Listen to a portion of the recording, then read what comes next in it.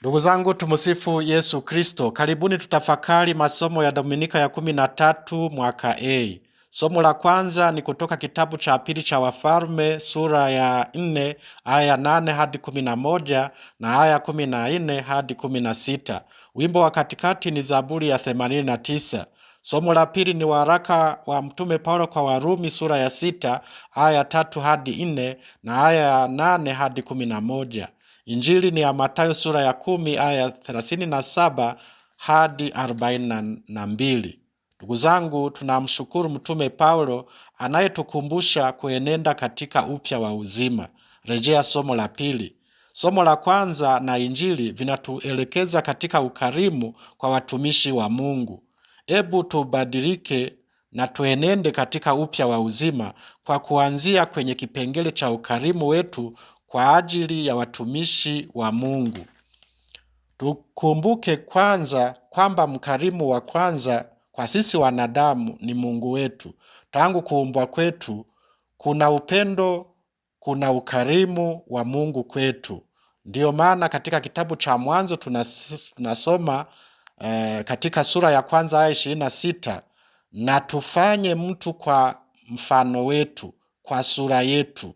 Upendo huo uliendelea kujidhihirisha katika kumwokoa mwanadamu na kumrudisha katika urafiki wa Mungu alipoupoteza kwa kutotii, kwa kutenda dhambi.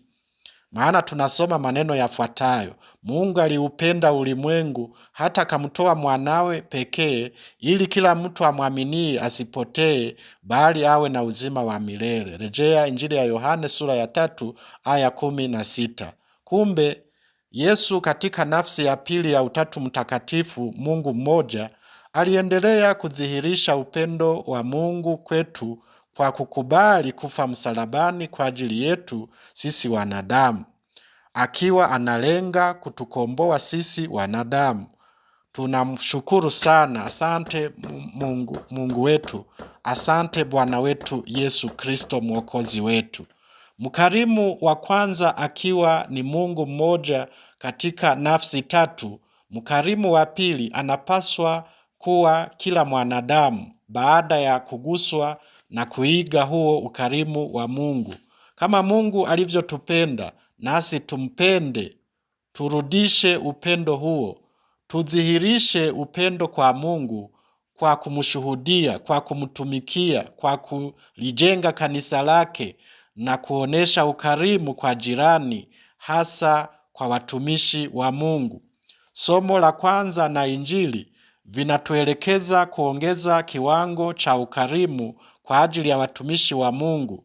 Masomo hayo yanatutia moyo katika juhudi zetu za ukarimu kwa kutukumbusha thawabu kwa mtu anayeonesha ukarimu katika matendo. Maana Injili inasema hivi: ampokeaye nabii kwa kuwa ni nabii atapata thawabu ya nabii, naye ampokeaye mwenye haki kwa kuwa ni mwenye haki atapata thawabu ya mwenye haki. Na mtu awaye yote atakayemnywesha mmoja wapo wa wadogo hawa ngaa kikombe cha maji ya baridi, kwa kuwa ni mwanafunzi, amini nawaambia, haitampotea kamwe thawabu yake. Tunawashukuru mwanamke na mumewe katika somo la kwanza walioonesha ukarimu wa hali ya juu kwa nabii Elisha. Walimsaidia zaidi ya kikombe cha maji. Zaidi ya chakula, walimwandalia chumba, wakaweka kitanda, meza, kiti na kinara cha taa awe anavitumia baada ya shughuli zake za kitume. Nabii Elisha naye aliwaombea kwa Mungu ili waweze kupata mtoto, maana katika ndoa yao walikuwa hawajapata mwana. Mungu alijibu ukarimu wao kwa kuwajalia mtoto wa kiume. Tuwapongeze. Muujiza uliendelea kutendeka. Mtoto alipougua akafa, na kwa maombi ya nabii Elisha mtoto akafufuka. Rejea kitabu cha pili cha Wafalme sura ya 4 aya 32 hadi 37. Asante Mungu wetu kwa kuthamini ukarimu wa wanadamu. Nichukue pia nafasi ya kuwashukuru waamini wengi siku hizi wanaoonesha upendo kwa Mungu kwa vitendo, kwa matoleo na majitoleo ndani ya kanisa la Mungu, bila kusahau huduma mbalimbali kwa watumishi wa Mungu. Matendo mazuri yanayooneshwa siku hizi ni kama yafuatayo: kutegemeza jimbo, kujenga makanisa, kujenga ofisi za parokia, kujenga nyumba za mapadre,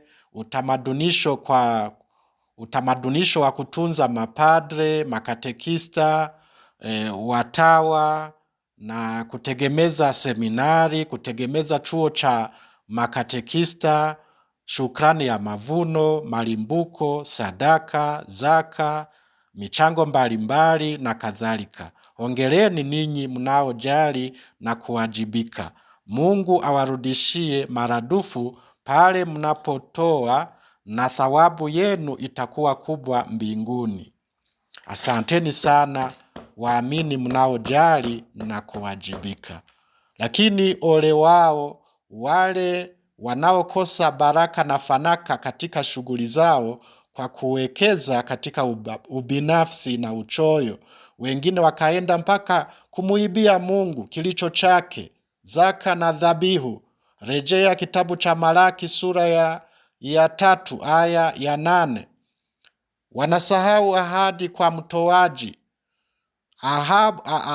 Ahadi zenyewe ni hizi zifuatazo: kufunguliwa madirisha ya mbinguni, baraka tele, mharibifu wa mashamba na mazao ya ardhi kukemewa na Mungu, mzabibu kutopukutisha matunda yake kabla ya wakati wake, kuwa na nchi ya kupendeza sana. Rejea kitabu cha nabii Malaki sura ya 3 aya ya 10 hadi 12. Je, tunatoa zaka kamili? Maana hizo ahadi zinakuja kama wewe unatoa zaka kamili. Maana yake 10% ya mazao yetu au ya mapato yetu, ili tuweze kunufaika na ahadi hizo za Mungu. Je, wewe unafanya hivyo? Ni zaka kamili?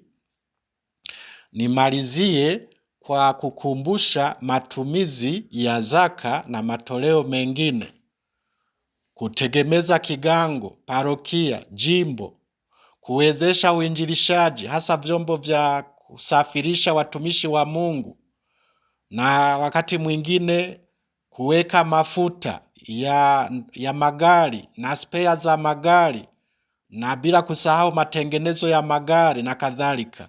Halafu kuna kukarabati au kutunza miundombinu ya jimbo, parokia, kigango, hasa upande wa umeme na maji, bila kusahau posho kwa wahudumu wa taasisi mbalimbali, hususan walinzi, wapishi na kadhalika, kununua mahitaji kwa ajili ya misa, hususan hostia, divai, vitabu, mavazi ya liturujia, vitabu, viti na kadhalika.